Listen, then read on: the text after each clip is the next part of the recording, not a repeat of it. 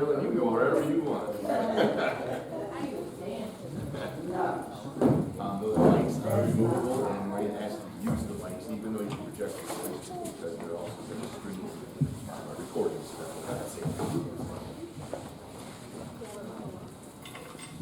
Well, good afternoon, everyone. Good afternoon. It's not really loud. These ladies expect like a loud good afternoon. Good afternoon. I really appreciate all of you being here. Welcome to the SC4 campus. We may have some others kind of trickling in as we start, but I want to really respect your time as well as our special guests here today because they will be flying home. Sadly, I've had a great few days with them, but maybe in the future they can stay all week and we could just tell stories and watch basketball. So, my name is Pete Lacey. I serve as the Senior Vice President here at the college. It's certainly an honor to be here today. I want to thank our Office of Diversity, Equity, and Inclusion. Jessica Brown is here somewhere. She's out there. Jessica was out checking you in with Heron Stanley as well. Their team, they do a great job bringing a variety of guest speakers as well as book reads and other events and activities here to our campus, but also to our community. So it's very, very much appreciated. They were responsible for helping make today happen as well. So I would like to give them a round of applause. I also have a couple of our leadership team members are here. Kurt Kramer is our Chief Operating Officer. Thank you, Kurt, for all that you do. Becky Gettner, our Chief Financial Officer, is here as well. Thank you, Becky. And I see Spencer is up there, Chief Information Officer. So I'd like to give all of them a round of applause as well. And Kristen Copenhaver is here. You just snuck in on me. A couple staff members just want to recognize. So Crystal Lilly is here today. She'll be mad at me for saying this, but Crystal put together just a ton of backgrounds, autograph cards, all of the materials and things that we used throughout the last couple days, and she's done a great job helping us do that. So thank you, Crystal. Theo, I just want to point you out because you also helped. Theo Kerhulis, our superintendent of Port Huron Schools, is here with us today, and Theo had kind of a brainstorm idea of could we get some middle school kids to come to our banquet last night with all of these college girls, the best players in America. And I said, I need 16 kids, one per team, and he comes back and says, I got you 25. I'm like, my plan is ruined. What am I going to do? But it worked out perfect. They did a great job, and we had a really fun time. So thank you. Before we begin this discussion, really this is in celebration of Women's History Month, and I would like to just remind the audience members, some of you may be aware we're having a national championship here, some of you may not, but we are the only place in Michigan that you're going to see a women's collegiate basketball national championship this year. The NCAA is in Texas this year. We're honored to have the NJCA here in town. And I watched games this morning. We're on game 2 right now, but I mean, literally 16 of the best teams in America are here. Give you a little stat. So out of the teams that are here, they're from 30 different states in America and also Washington, D.C., and 10 different countries across the globe. So a pretty diverse group. A couple key stats. If you're not a basketball guru, I think you'll still understand this. There's a girl named Mia Simpson from Morton College, Illinois, so in the Chicago area. They are 31-0 entering the tournament. They're the #1 seed. They have not lost a game this year. But she is first in America. She has made 75% of all of her shots this year. And she is a guard and averaging close to 20 points a game, which is just incredible. I see their heads nodding. I don't think Carolyn or Julie even did that, right? We have another lady, Maraniss Baker from Harcum College out in the Philadelphia area, and she is the leading scorer in America, 28 points a game. So if you get a chance to come over, I don't know if our community really understands the magnitude of the players that are here, and many of them are going to go on to the Division I, Division II level. Some will go on to play professionally, and it's going to be a great week of basketball action. I will be exhausted by Saturday, as will the rest of our teams. So we also have some great halftime things I just want to point out. We have our dance team from the college, some community dance teams. We have Zeke the Wonder Dog from Michigan State coming on Saturday night for Championship Saturday with all of his friends. But then an event that actually started with our Office of Diversity, Equity, and Inclusion. The University of Michigan Adaptive Sports and Fitness is bringing their wheelchair basketball team to do an exhibition game on Thursday. And so they will be at halftime be playing games. And that's something that we were able to forge a relationship actually in this theater. Jessica and I talked to Dr. O after a presentation and said, hey, would you guys come play a game? And not only did they do that, they brought the Wolverine Invitational to our campus last year. And this year in the fall, we will be hosting what they're telling me probably a dozen teams from America, Canada, and possibly Puerto Rico, which is a very cool thing. So excited to partner with the University of Michigan on that as well. There'll be 26 games this week, so you don't have to worry about missing all the action. You can get over there basically morning till night, anytime through Saturday. So at this time, it's an absolute honor for me to welcome our guests to the stage. First, we have New York Times bestselling author Andrew Maraniss. Andrew has written several sports history-related books, and I know our DEI office had him out on the table. If you didn't get a copy of his books, you can certainly grab one there. They really have a larger social message, and they're sports-related, but he talks about a lot of social issues. He joined us at another DEI event probably a year ago-ish, and he talked about a book called Strong Inside, which I'm sure he'll share a little bit about today. That is a New York Times best-selling book. His latest book is called Inaugural Ballers, which we have copies of here. We're going to talk about that today, which is really an inspirational, true story of the first U.S. women's basketball team in Olympic history.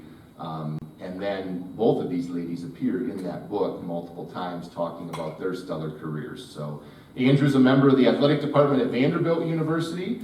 He has contributed to ESPN, and it's just an all-around really good guy. I've had a great time getting to know him. So let's give Andrew a round of applause. Next, I would like to welcome Juliene Simpson. She is an Olympic silver medalist. I was really thinking, man, if she brings that silver medal, I can't wait to get my picture, but it's gonna have to be next time. It's not something you just travel with, right? She was co-captain of Team USA at the '76 Olympics with a lady, her co-captain was legendary University of Tennessee coach Pat Summitt.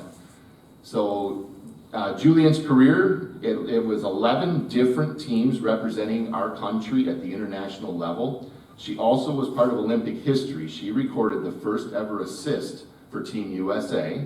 So she does pass the ball, Carolyn. I don't know if that was always the case. Too many times to Carolyn. But a funny story that she shared too, and we may get into some of this later, but she also has the first foul in USA history. So more to come on that. That's me. Yeah.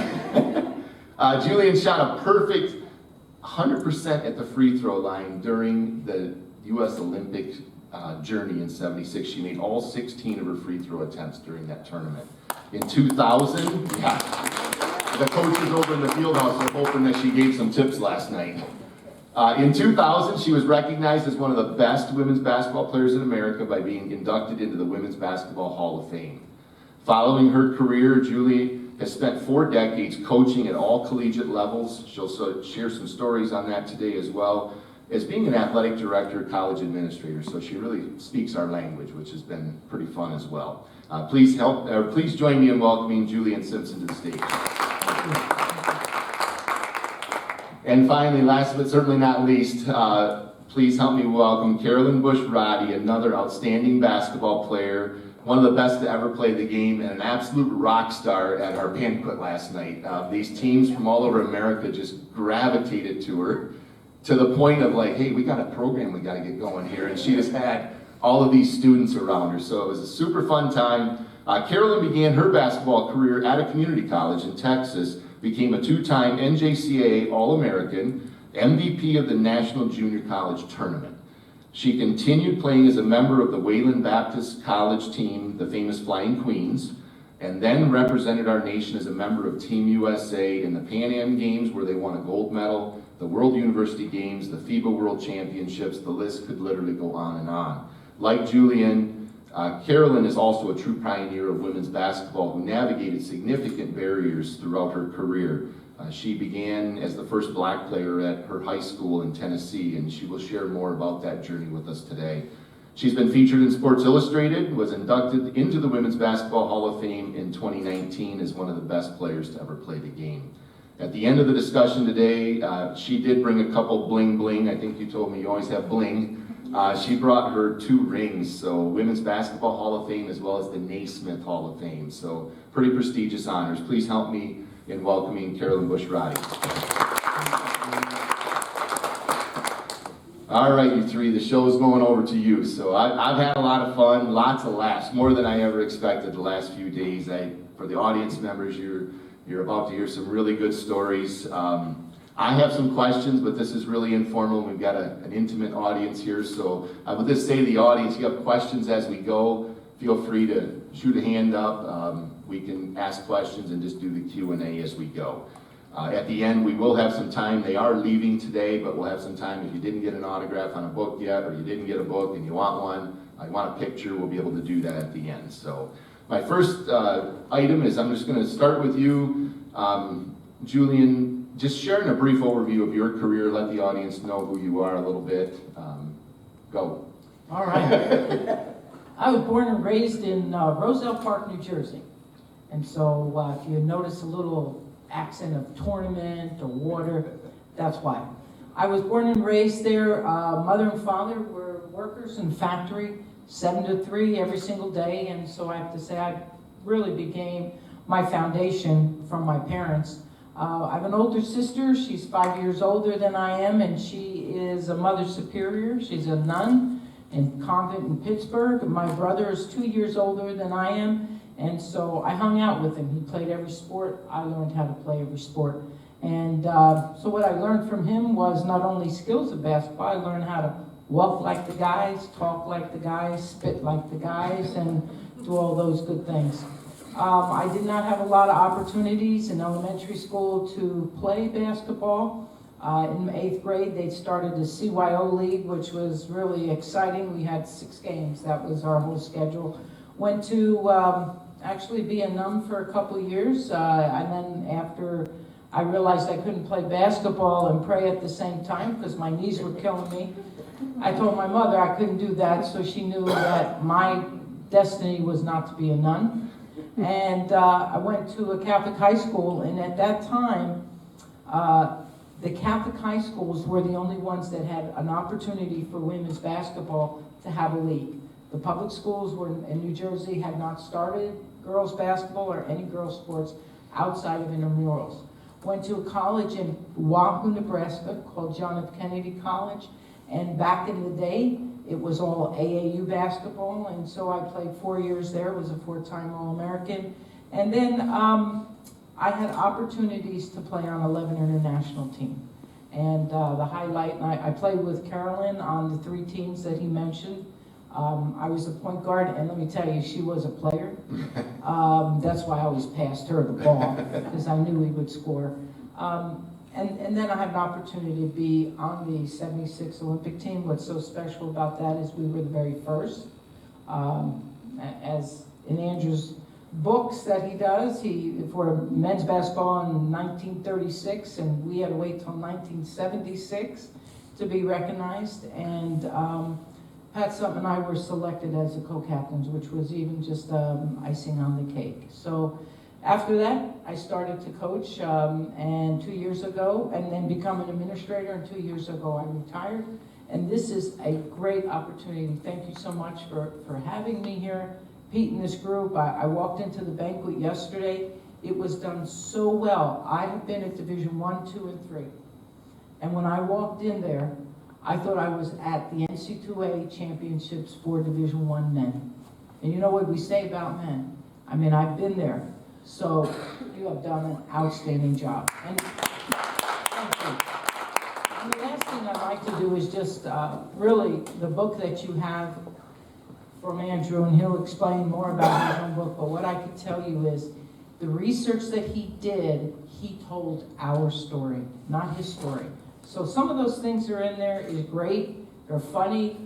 Also some of the things you'll read and you go, really, did that person say that? Yes, they did. Because there's a couple things in there that my teammates said that I did. I'm like, really? But anyway, you'll enjoy that book, but it is very well done. Thank you. Carolyn. I grew up during the integration time, and my story is very unique. None of you, or some of you, or part of you, might have experienced that in this area. But I'm from the Deep South.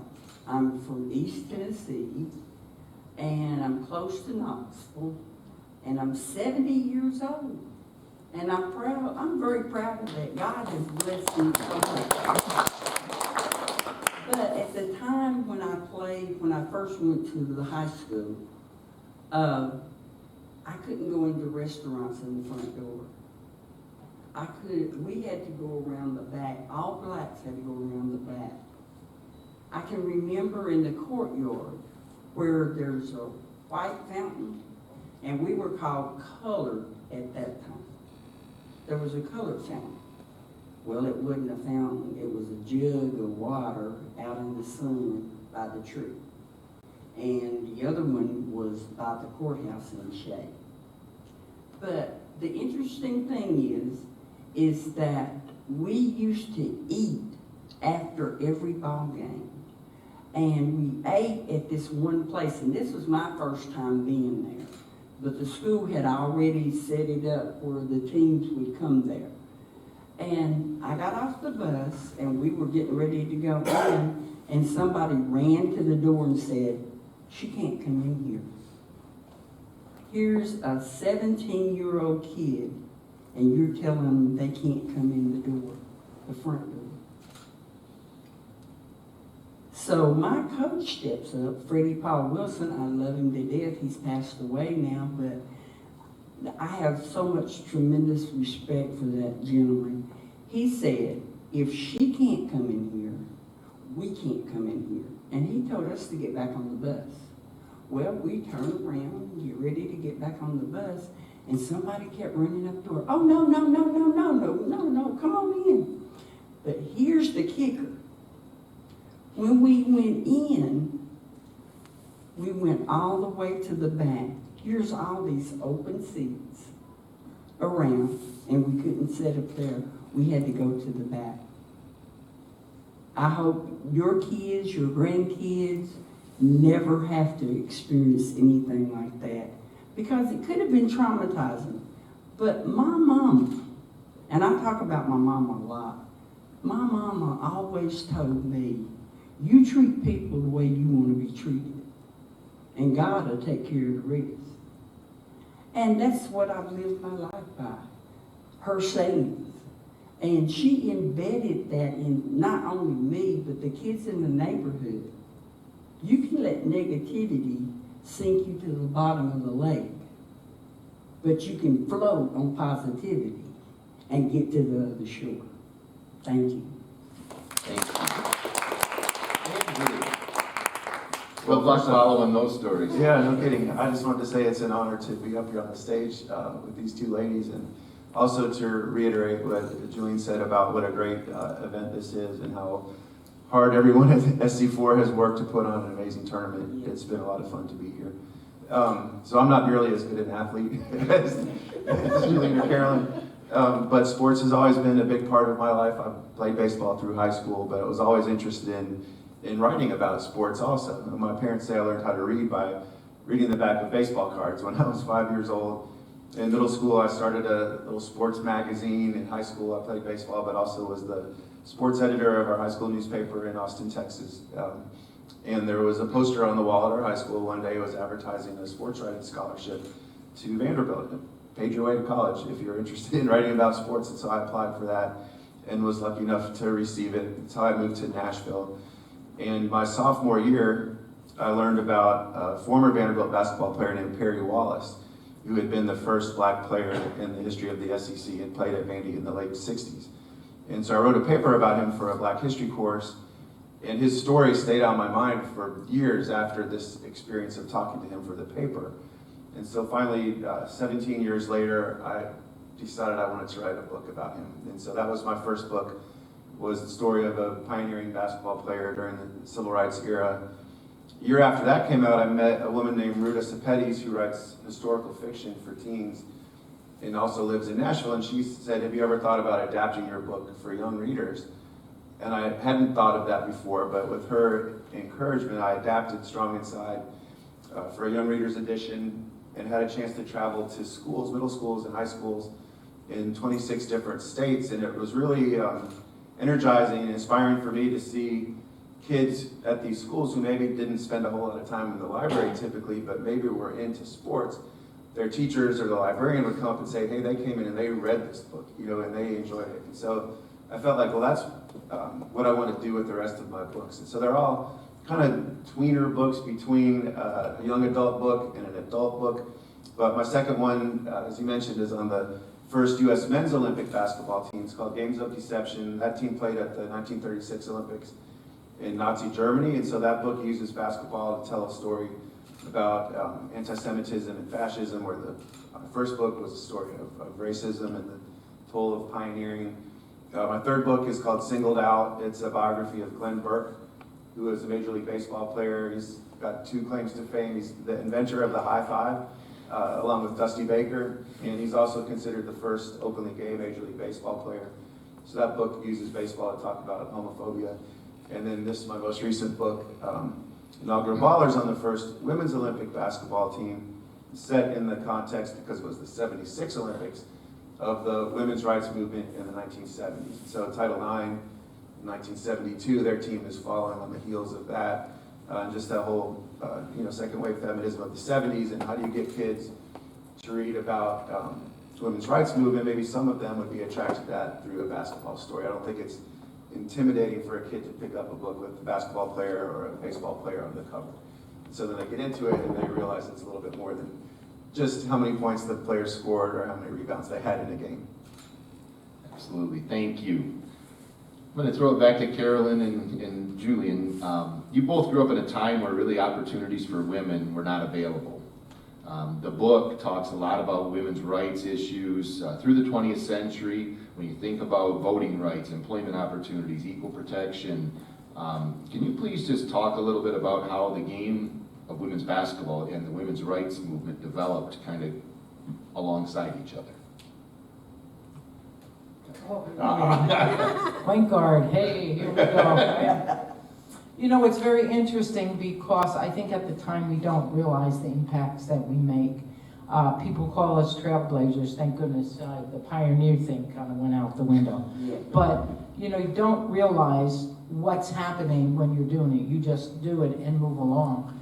Carolyn tells the story of traveling and being the only black person. And, for me, in my community, is that if you were a boy, you could play on the football field, you could play in the baseball field, it was fine. But if you were a girl, you couldn't go on. The groundskeeper would kick you off. I had long hair and always in pigtails, and I put it under a baseball cap when I played baseball. If I played football, I had a little cap on, so they couldn't tell if I was a boy or a girl. And at that time, you don't realize until you get a little bit older that you were pushing in some way so that other females can see you doing something. Went to high school and played basketball. We didn't have very many games, maybe a dozen or two. But when I was looking at a college, I went to Wahoo, Nebraska at John F. Kennedy College because the Midwest had embraced girls basketball, more so than even at girls sports. And when I went, we had a 40 games scheduled at this college. And as we traveled, we began to see more and more people accepting us as female athletes, other than a tomboy or a jock. And that's where the two names when I was younger, I told you, if it wasn't for the boys, I might have been crying all the time because they call me something, hey, come here, jock, come here, tomboy, look at that, she shoots like a boy. In this generation, and that probably was me when I got married and we had two girls, I was so happy by the time, and they're 35 and 37 now, I was so happy when they were in elementary school, high school, they were called female athletes. They were not called tomboys anymore. And I think when we're talking about voting, we're still at a point where we haven't gotten there yet. Yes, thank goodness that we were there. But there were people before us that played in the 40s and 50s and 60s. And then now we're telling the generation, and people that are here, what can you do as a younger generation to pull the next group forward, to push them forward to do one more thing. And, you know, I mentioned yesterday to the group that it has always been, the NCAA took over women's basketball. And when they did, they called it the Women's Final Four. They didn't call it a national championship. They didn't call it March Madness. And it really stuck to the NCAA last year when ESPN showed the young girl from Oregon who videotaped the men's, from a friend of theirs, videotaped the men's weight room at their Final Four. And the women had that little stack of weights that you can buy for your house. That was it. And from that point, all of a sudden now, we're starting to get some recognition. So now they're calling it March Madness. Now the men in the paper the other day, they want sports writers. I don't know if you saw that. It said, sports writers that are going to the men's Final Four, put men's before March Madness. And of course the NCAA is saying you can't do that, but they're saying do that. So I think we are making strides, but we're not there yet. We're still behind. And I really think that, you know, Carolyn's story is amazing because I could not put myself in her situation. And I'm thinking, you know, I was the tomboy of the group. And now I look out yesterday and saw all the female athletes and watching them play today. We need to start saying, when we see a guy shoot, hey, he shoots like the gals.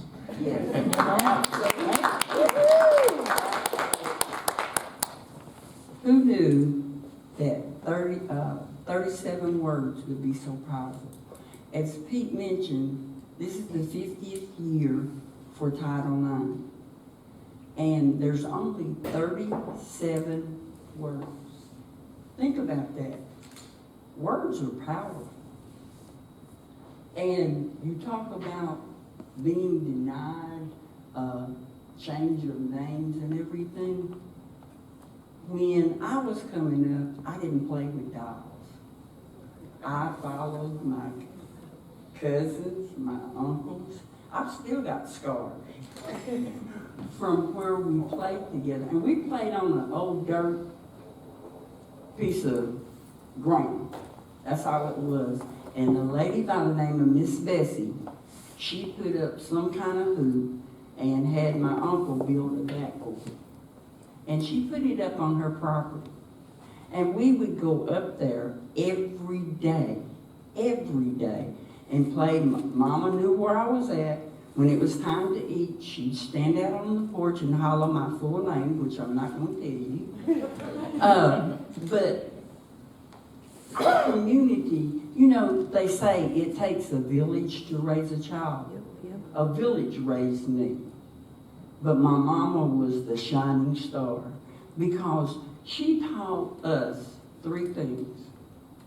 First, you treat people like you want to be treated. Second of all, don't be afraid of failure because all failure is falling down and getting back up. And the third thing she said, and my principal at the black school said, at the elementary school said the same thing. She said, life is not fair. And it's not fair. You're going to have challenges. Everyone in here still has challenges every day, right? It's how you handle it. But she said, life is not fair. To every one step that everybody else makes, and I'm speaking to the ladies in here, every step that everybody else makes, the one step, you got to make 2 or 3. And I've lived by that all my life. And I think that was the driving force as far as me playing basketball. Because Juliene will tell you, I didn't care what I had to do to be the best. And when you want to be the best, you got to know what the best looks like. You got to know who the best is. And you got to know what it takes to be the best. And it takes a lot. You got to go the extra mile. And I praise and I thank God for my grandmother, who I call Mama. She took me from birth. She didn't want my mama to have me. It wasn't anything negative. But speaking of negativity, and I know I'm running over you. You're good. Okay, but speaking of negativity, one of the things I've learned in my career, in my growing up or whatever, I was the last player cut on the 1976 Olympic team. And before she tells the story, I have to let you know that she played on 3 international teams. Pan American Games, the World University Games, and also the FIBA Championship with me. So, there were about 1,500 people. It was so different. There were 4 different regions, and there were 1,500 or more people that tried out. If you want to try it, it doesn't matter how old you are, come on. They picked 32 people, brought us to one site, and then they picked 12. Go ahead, I'm sorry, but I think if they know that, then they can understand this. That's okay. Like I said, I was the last one to be cut. I wasn't an alternate. They told me, go home. Here I am, 19 years old, and I'm being told no once again. So I go in my room and I start packing, and then all of a sudden, this one, and then another one, and then another one, and then another one.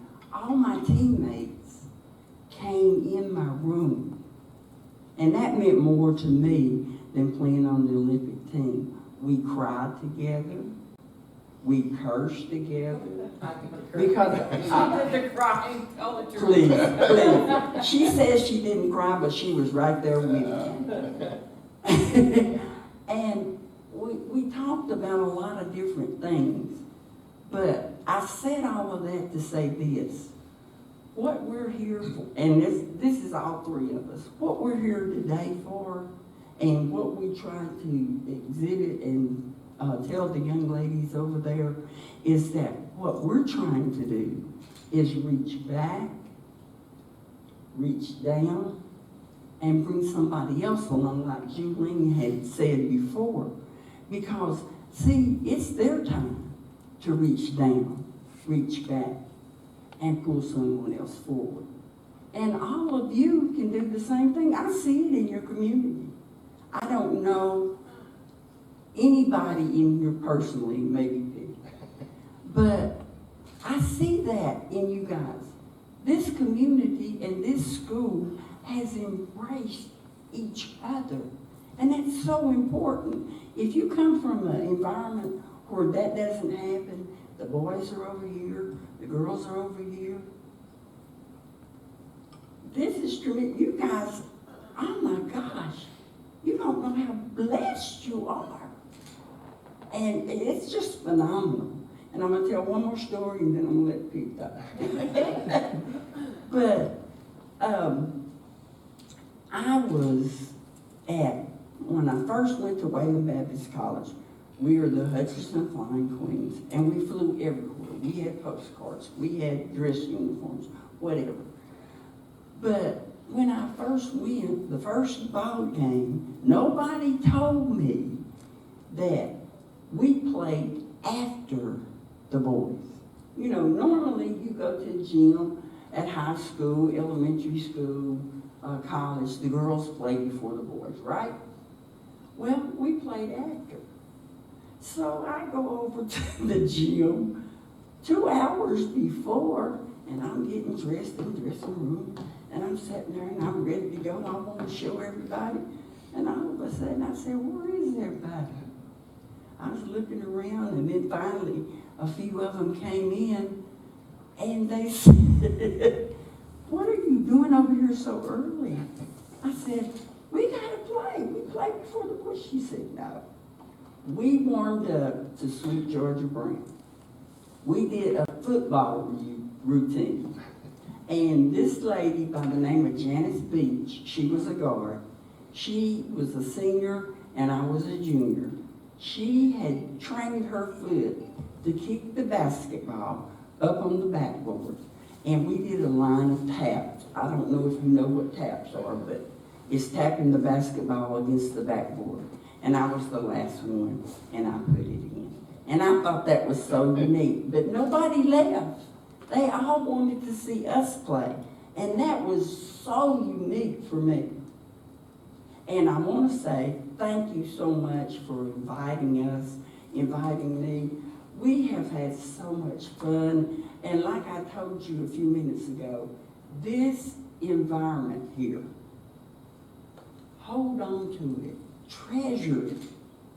Because once it's gone, it's gone. It's gone. Thank you. Thank you. Andrew, there are so many players and coaches you interviewed for this book. And obviously I know it's taken you on a pretty amazing journey. I follow you on some social media, and this guy's all over America doing these types of talks.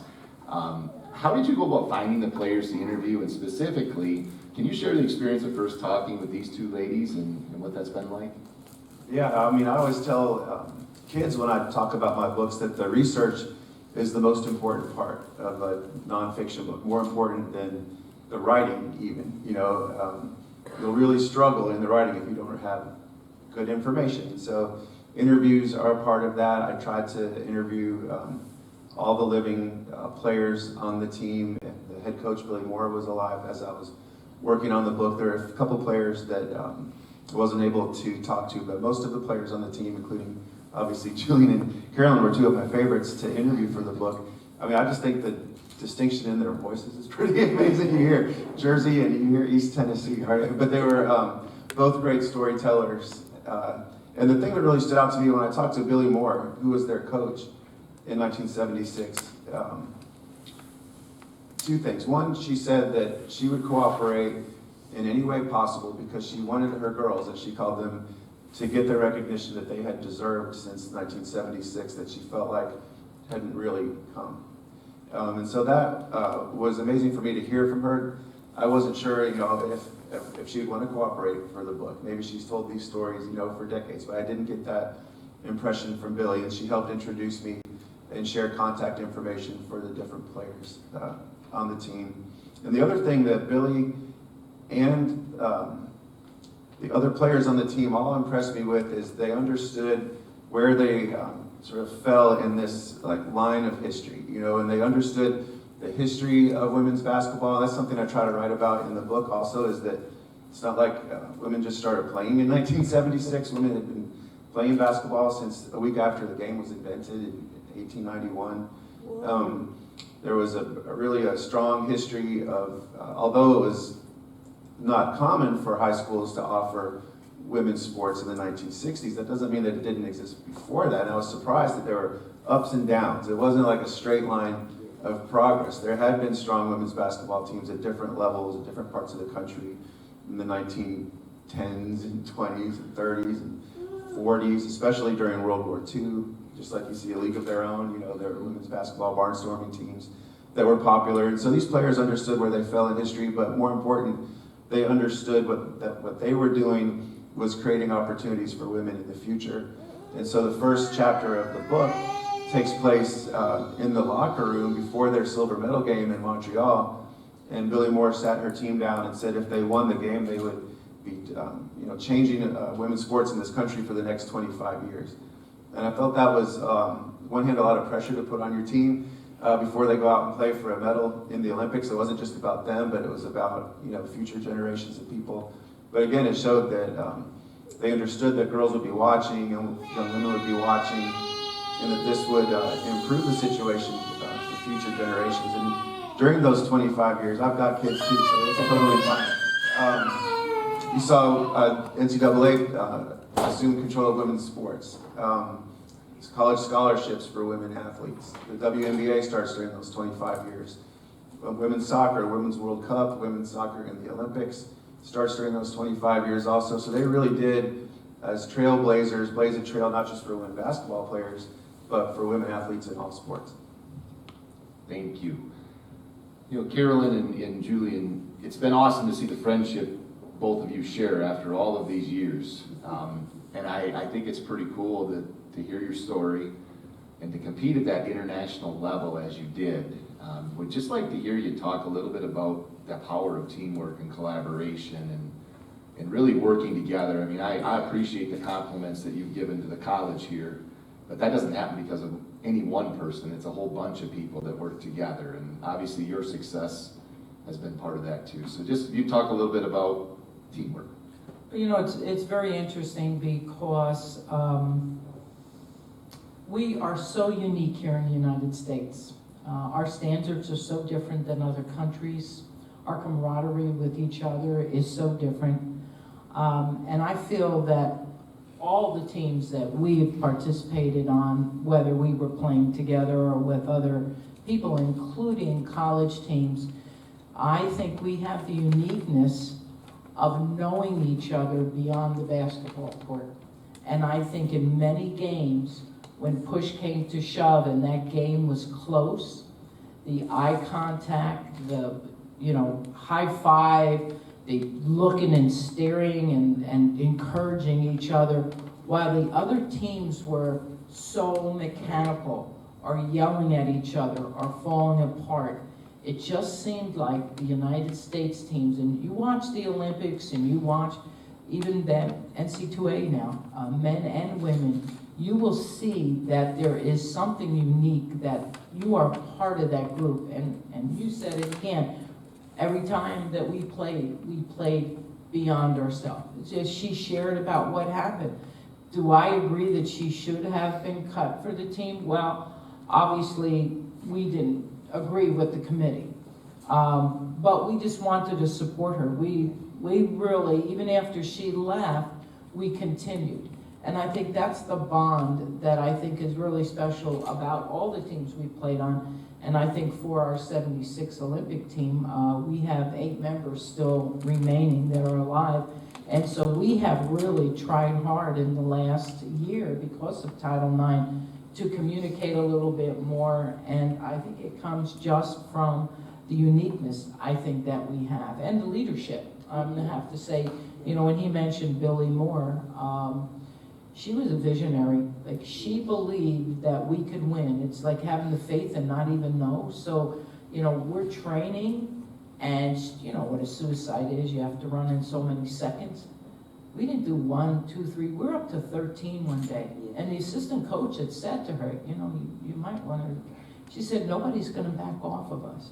We're not going to be as tall. We're not going to be as skilled, because especially the communist countries, they're picked at a young age to say, you're a basketball player, and that's what you do the rest of your life. That's what you do for your country. So she already knew what we were in for. And, I think that's the fun part for us today as we were watching the teams. We were joking and laughing, not at their playing, but we were thinking back to do, because 2 girls, something happened, and will say, hey, take care of that, And she said, oh, I always called it my fault. I said, no, I'd say my fault. And then you'd say, no, it's my fault. And I'd say, yeah, right, it is your fault. I'd always make her say it twice. No, it's mine. But it has been fun, Pete, absolutely. We have not seen each other, even though we've contacted in different ways. So it has really been a lot of fun. So it's kind of rejuvenating us. That's awesome. The Carolyn? bottom, I was going to say, go ahead. The bottom line is, we were family. Yep. We were family. We had each other's back. And I've got to tell this story, and I promise I won't be long. But we were in Taiwan, and they had us on a tour. And it was downtown, and we were looking in the shops and everything. And I noticed, I'm always looking because I'm the country bumpkin, this little old lady to my right side, she was following us, and she was giggling. And I couldn't figure out what in the world was she giggling at. So I touched the tour guide, and I said, do we have a problem back here? This lady has been following us for the longest. And she went over and talked to her for a few minutes, and she came back, and she says, all she wants to do is to touch your Afro puffs. And I said, okay. And I wasn't sure about it, because you gotta realize, this is the first time that I have been out of the United States of America. and how I was treated here in the United States of America, and I'm in a foreign country, you know, no. But anyway, I went over and I bent down, and I used to wear my hair in two Afro puffs. It was really my hair. And I bent down, and she touched it, and she started giggling again, and she cried. And I thought, oh my God, my hair has cut her hand. I looked at her hands and everything, but she was so happy. And I said all of that to say this. You don't know. Someone is always looking at you. Always. And you don't know how you can influence somebody. And especially in today's time, you don't know what someone's thinking. You may, by one word, by one hug, by one kiss, you may be able to save somebody's life. Think about that. And we just wanted to influence those kids over there, to be about their business, to be friends, to do the job that they were sent here to do, and just have fun. Thank you. No, thank you. Kind of to all of the panel here, there's a lot of fun stories. I'll call them fun stories. As I read the book, it's just a lot of good stuff. And you've talked about some of those, but I'm going to ask each of you if there's a story from the book that you just would like to pass along to the audience, maybe tease them a little bit about what's in there. And I'll start with Andrew. Okay, I was going to say you should start with Juliene and her Semenova story. Yeah. She can talk about it if she chooses to, but the Soviet team that won the gold medal at those Olympics had a center that was 7'2" and was basically unstoppable. And the newspaper reporters at the time described the efforts to stop her as like little puppies sort of biting at the heels or the knees of, you know, a person. And, there's some funny pictures of people trying to guard the 7'2" center from the Soviet Union. As far as a favorite story from the book, it's not a funny story, but I guess it goes back to the idea of these generations. And it's the story I saved for the end of the book is one of my favorites. And other guys pick on your teammate Gail Markey because she didn't really play that much in the Olympics, but she has a lot to say about the Olympics. That's why she's not here. She was a player from Queens College, you know, a great college player, and was on a team and may or may not have taken the spot that Carolyn had on the team before. But I was talking to Gail about this idea that her generation blazed trails and then future generations benefited from that, and how did she feel about girls or women having certain opportunities or benefits of playing sports that she didn't have. And she said at first she resented it, if she was being totally honest, and she wondered if girls and women athletes really appreciated what they had that her generation didn't have. And then she said she kind of matured in the way she thought about that and recognized that every generation has its challenges and every generation takes a baton and passes it on to the next. And she said that these days, when she's out just like driving around and she sees girls out on a playground or basketball court, that oftentimes she'll stop and pull over to the side of the road and just sort of stop and watch and take it in and see that connection between her and this next generation. And she wears her silver medal around her neck, and that she feels like there's a piece of that medal that belongs to all those young girls out there. And they don't recognize it or realize it, but she feels that connection. And so when she shared that story with me, that was pretty special. That's pretty powerful. Great. I'll go off of Okay. the 7'2" girl. So a couple of things in the book. What was interesting is when I read the book, I didn't know some of these things were pretty funny that they said about me. But one of my teammates, Ann Myers, had told him a story about, I was a kid from New Jersey, and one of the things I really lacked was filtering. So I said things, and with like Carolyn and some other people from the South, wow, did she just say that? And, I was pretty honest. And so we were traveling and touring with the Russian team here in the United States probably in 75. It was before the Olympics. And so we went to California and so on and so forth, and we played some games. Well, we had been at a dinner, And it was myself, Ann Myers, was a small table, and you had the point guard, 5'11" point guard from Russia, and the 7'2" girl here from Russia. So, and then everybody else, you know, had their little tables, and, you know, I didn't think they could, I knew they couldn't speak Russian, English. I didn't even think they could understand. So I'm like, hey, you got a wedding ring? I'm married too. So let me see your wedding ring. So, you know, I took mine off, and mine fit inside hers, and we realized after trying a few coins that a 50-cent piece fit in there. I'm like, whoa, you got some big hands, you know? So, you know, then we're just talking and joking about stuff, I thought, and I didn't think they understood. So she gets up to leave, and I go, wow, you got big feet too. You got big bozo feet, you know? But I was trying to do it being funny, but not really being insulting. And then she turns to me, and she said, well, see you tomorrow. I was like, whoa, I think we are in trouble.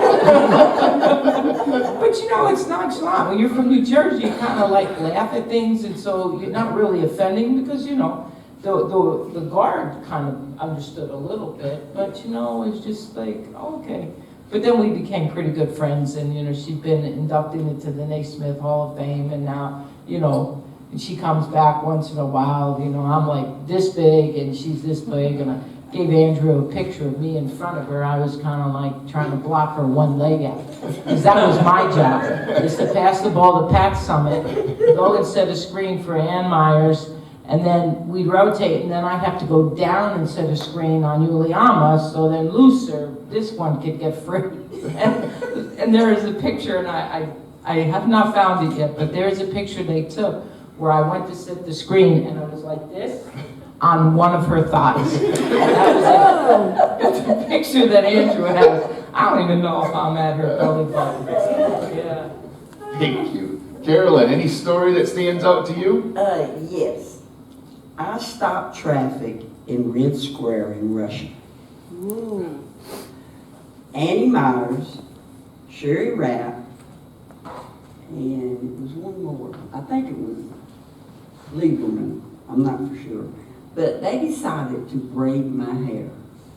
And back in that day, braids were real popular, and you had all them beads. Have you all seen a black person with all of these beads in their hair?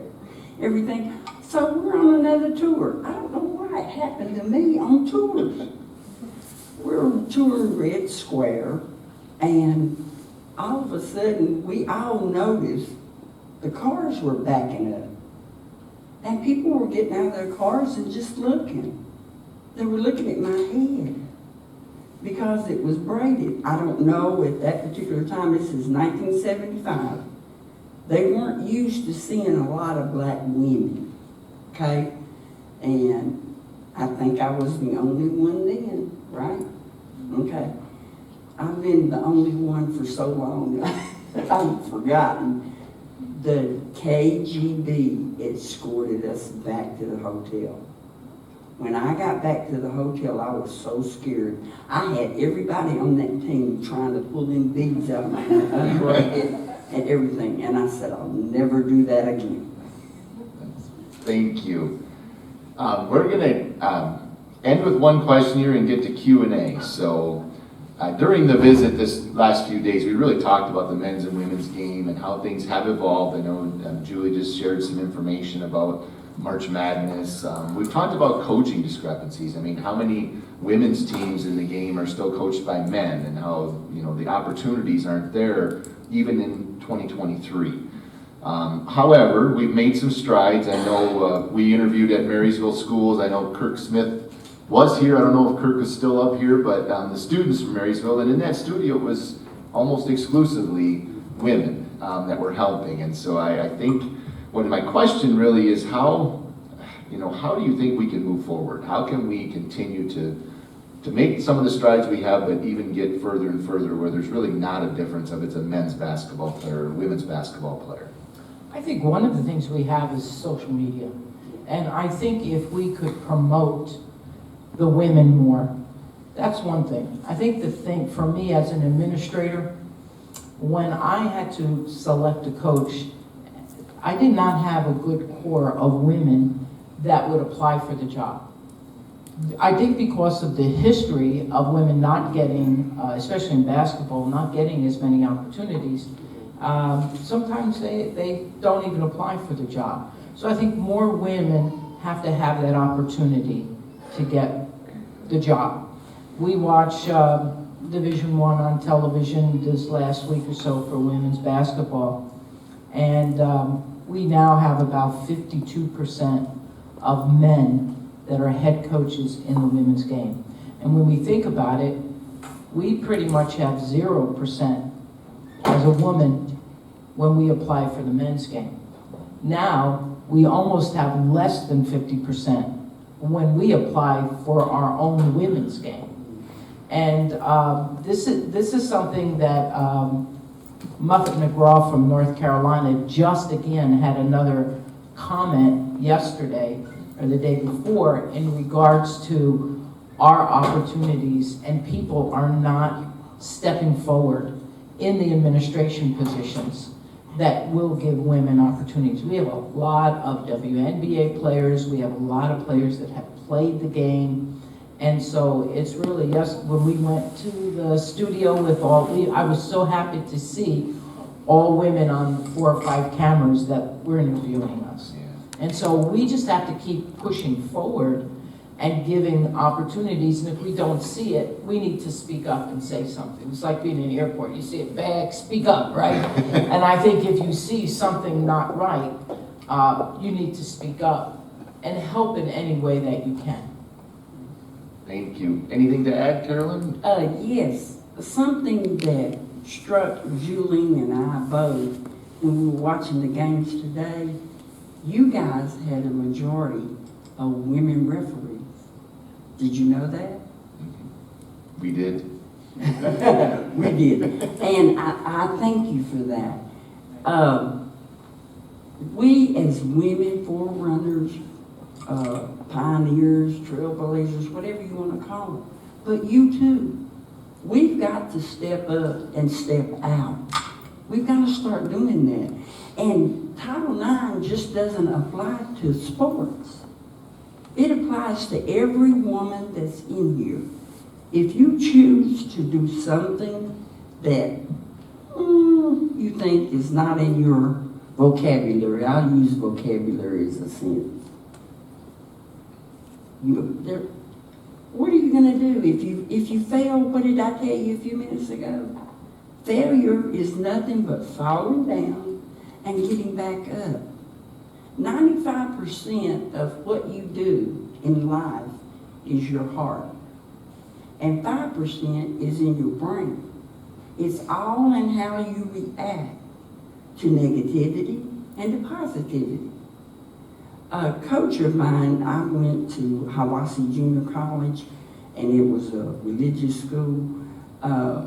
That was the junior college that I went to. It was in Madisonville, Tennessee. He taught me how to lose gracefully, because I'm telling you, I was awful. When I came from high school, I was awful. If we lost, I was mad. I was mad at the world. But I never disrespected my coach, nor my teammates, nor my referees. We weren't allowed to do that. I never said anything negative, because I knew my mom would come to Hiwassee Junior College and take me back home. But it's just tremendous. We've got to start stepping out more. If that young lady that hadn't filmed the weights, where would they have been? Those girls would have still had that one stack of weights, and the men have a whole room with stuff. I was going to say, I think men need to stop thinking we're trying to take opportunities away from them. Absolutely. And I think it's more of a mentality than some of them.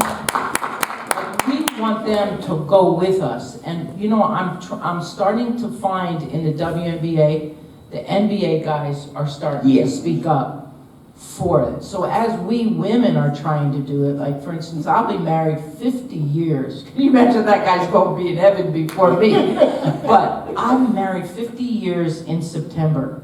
So in the Olympics, I was the only one on the team married. He was a pioneer of believing in me as a female athlete, having the same opportunities as the men.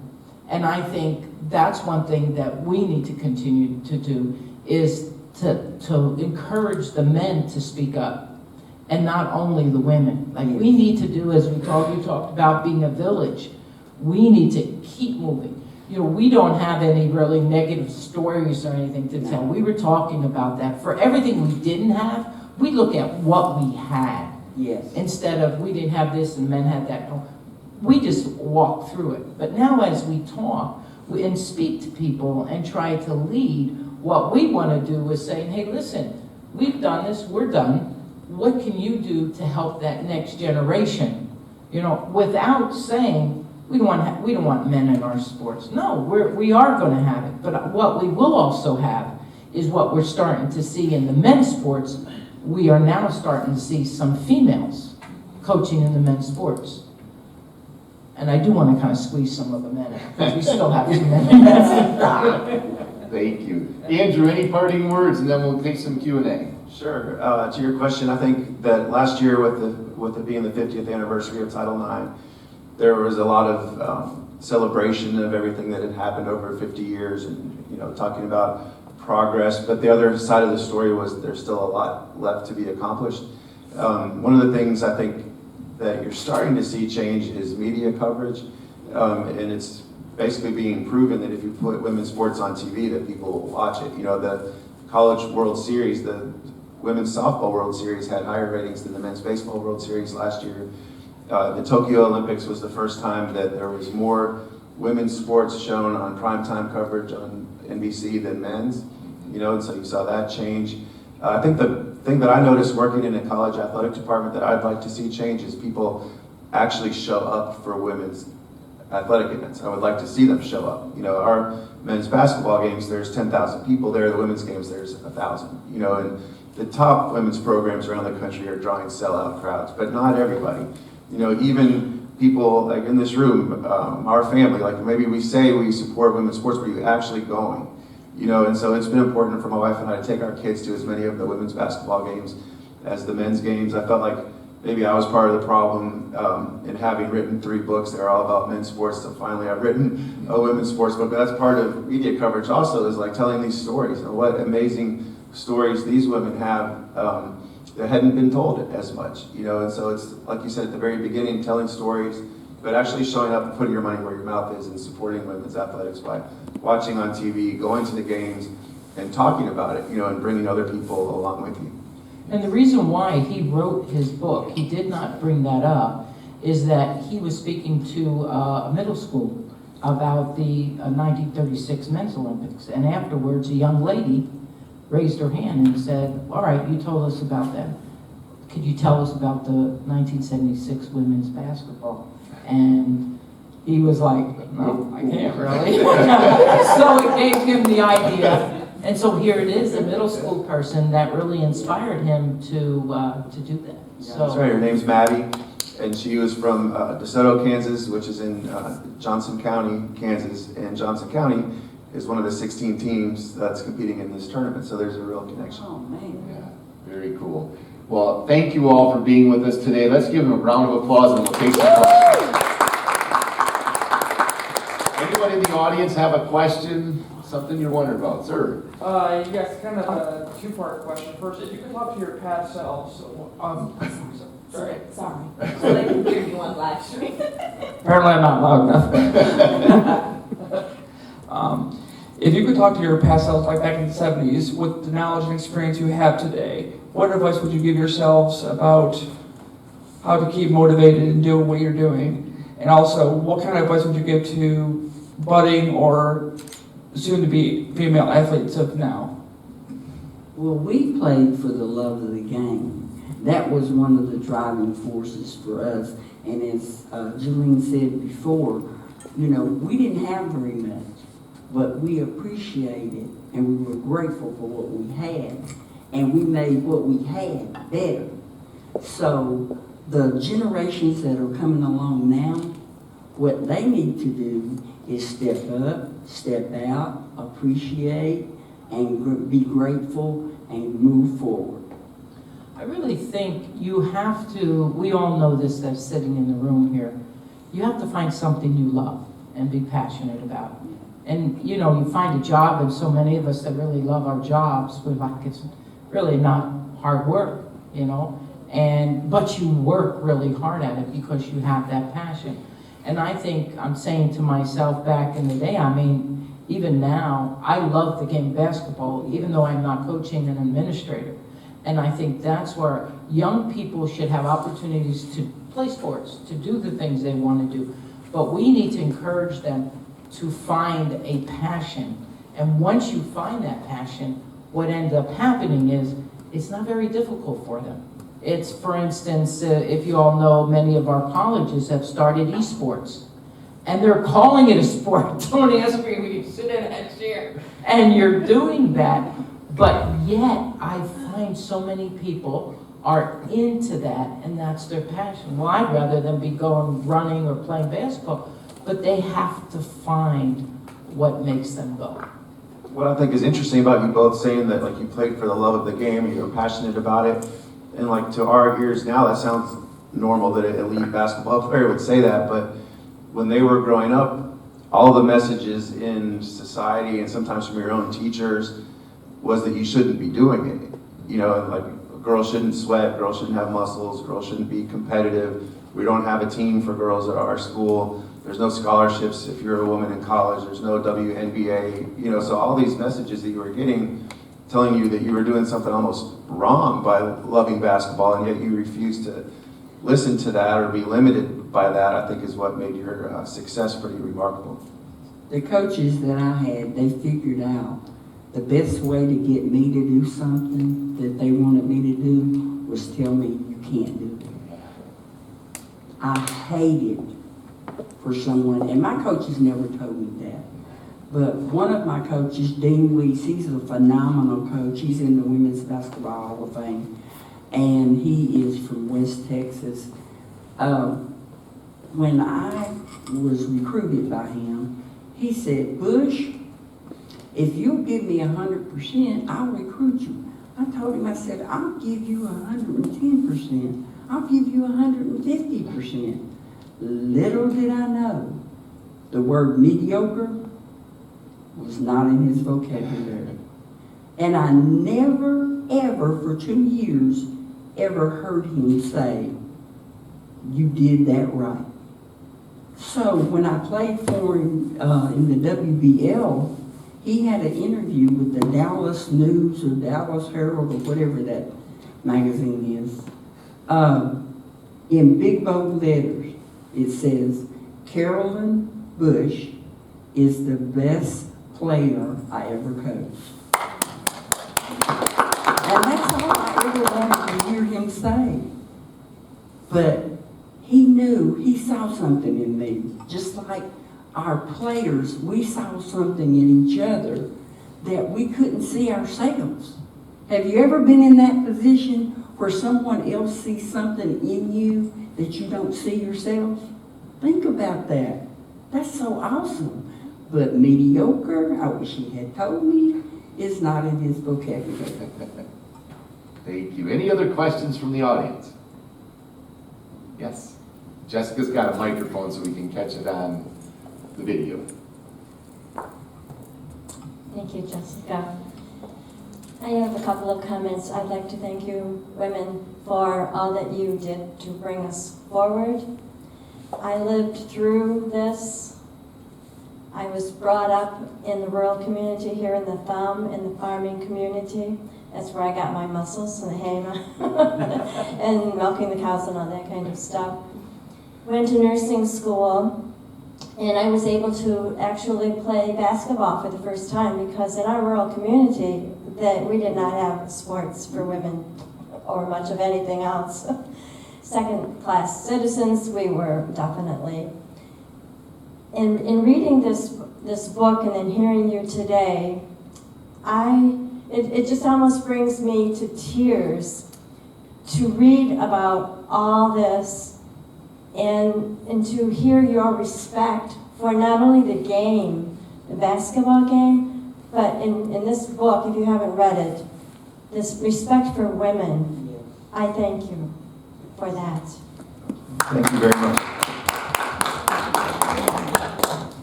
Any There were other- several players on their team that grew their muscles on farms too. So Pat Summer learned how to play in a hayloft on her parents' farm, and her dad, I think, was pretty tough and possibly abusive. But one thing he did for his family is he moved them across the county line so that Pat would be able to play high school basketball. The high school in their community didn't offer girls sports.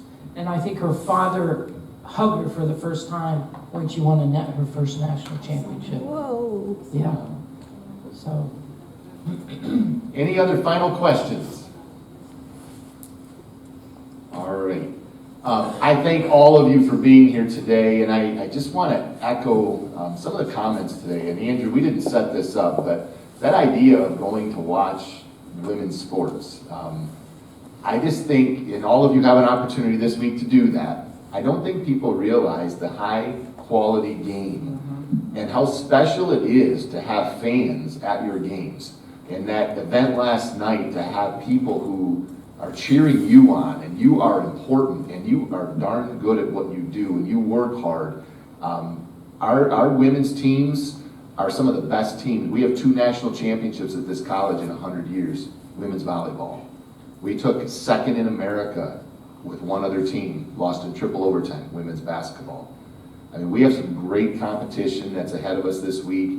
I again thank all 3 of you for joining us. It's been a really special moment in my career to have this connection and this relationship, but I would encourage all of you not just to go to the games, tell your friends to go to the games, and Saturday night's championship game will be a magical experience in the field house. So. and I'd like to just thank everybody for being here today and taking your time, and also thank the women who are out there that are trailblazers that we don't even know about.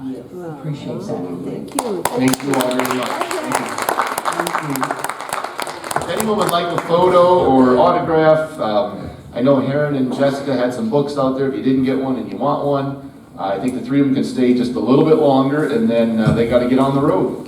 So thanks again. Does anybody want to see the ring? Yes. Goodness gracious, old lady.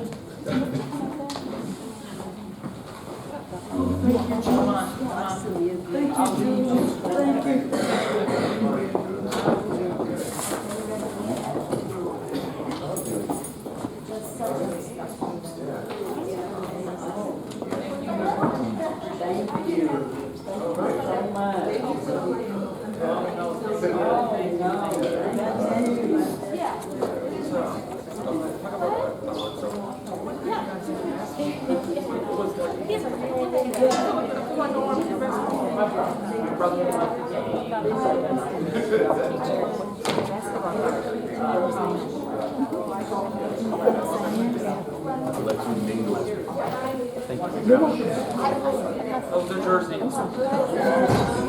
Thank you. Well, my girlfriend.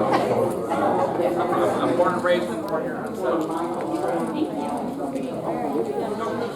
I wanted to be here, plus also my teacher from here gave us extra credit for writing a paper. I thought it was a small page paper.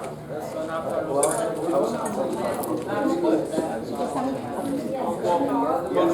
Roddy, nice to meet you. Thank you for that. I'm sure you guys have been great friends since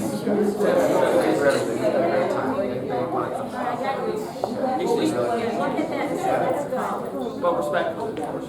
I'm sure you guys can be some hard times.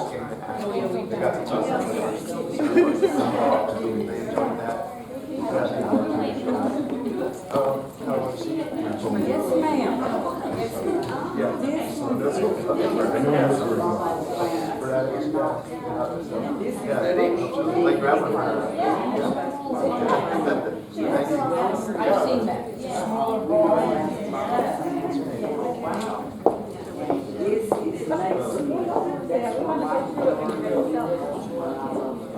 I already got a couple of them, man. Do you want one? Thank you so much. Yes, Hey, ma'am. Carolyn, can we get her a picture? Oh, I'm sorry. Okay. Poor lady's been sitting.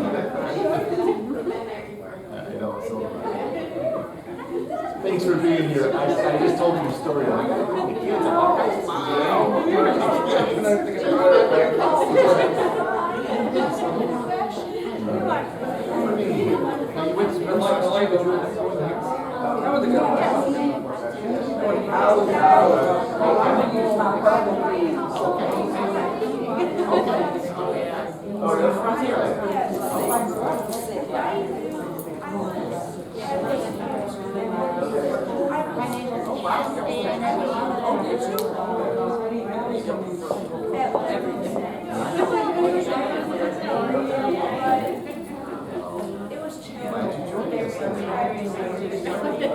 What part of the town did you grow up?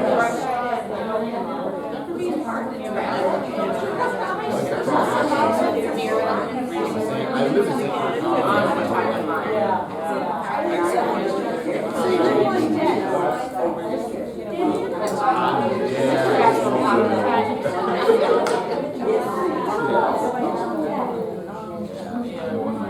I didn't want to get into it about a different generation. They don't want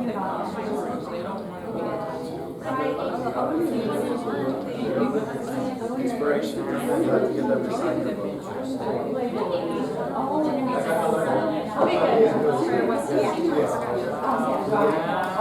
When you visit.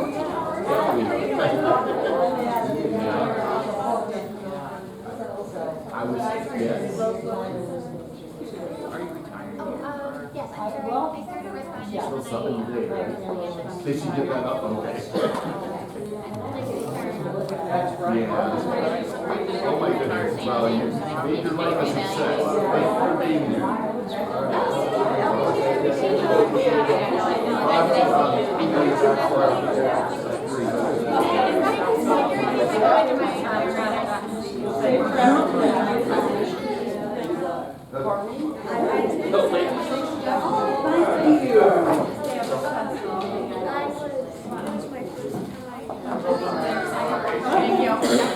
Kristen, thanks for your email. I'm sure it's been a hectic time. And Jennifer, she said, I'm not going to know, this is a personal email. And so I was like, she said, just give me the schedule. And so I sent her, sent her a video. And I've never heard another one. I don't know. Yeah, I'm not giving up. I almost texted you. Yes. My softball travel I don't know. Yeah, that was most of it. I do know, I did. The women that were so good, it's just they played, you know, got knocked around, you know.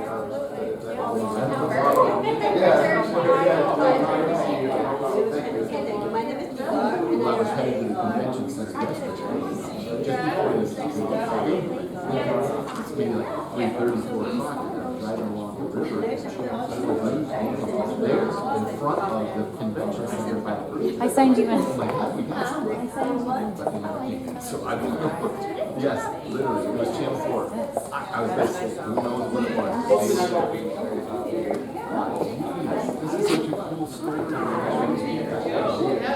Safe travels. I'm going out here next day. This is Tony. Has a stuff already. Like,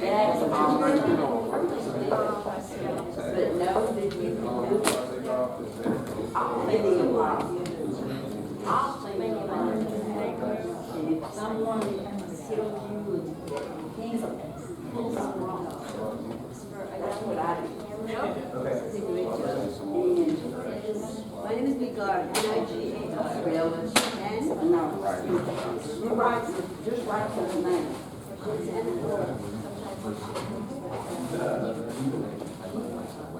It's like cigar with an edit. Okay. It's like cigar with an edit.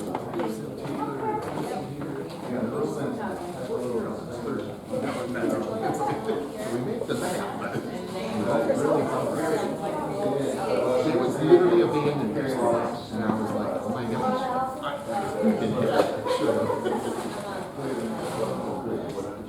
Thank you for being here, Kurt.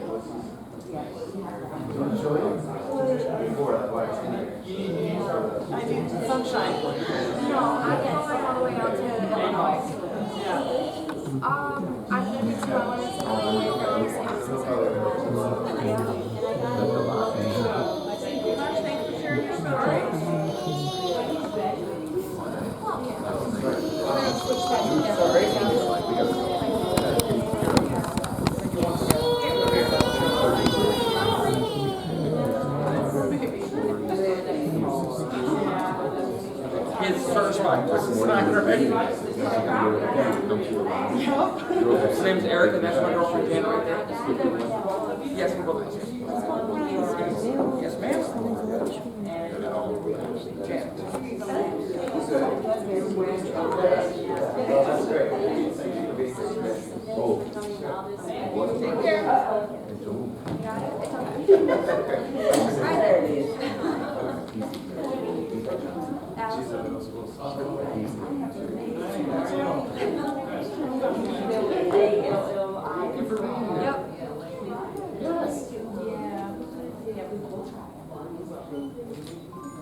I'm doing a lot of different things. Thank you. You need something to go hold. You have all my contacts. I'll give you. Yeah, no, I love it. It's, let me come back again. I feel very at home. Everybody's great. Have to write another book to have a reason. Oh, hey, it's not a complaint. My cell phone and my email are on there. If you want to call, text, and email me, and I'll make sure you got it. You're welcome. Oh, well, come to Maryville. I'll give you a I survived. I do not. This is my girlfriend.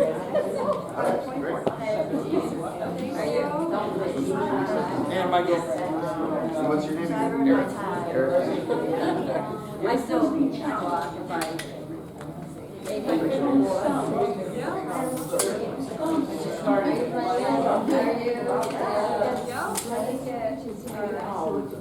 Exercise. Yes. My husband and I play a lot. Thank you.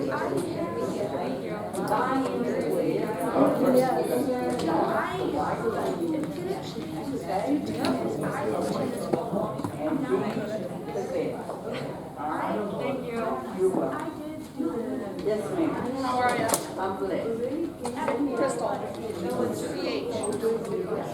What's your first name?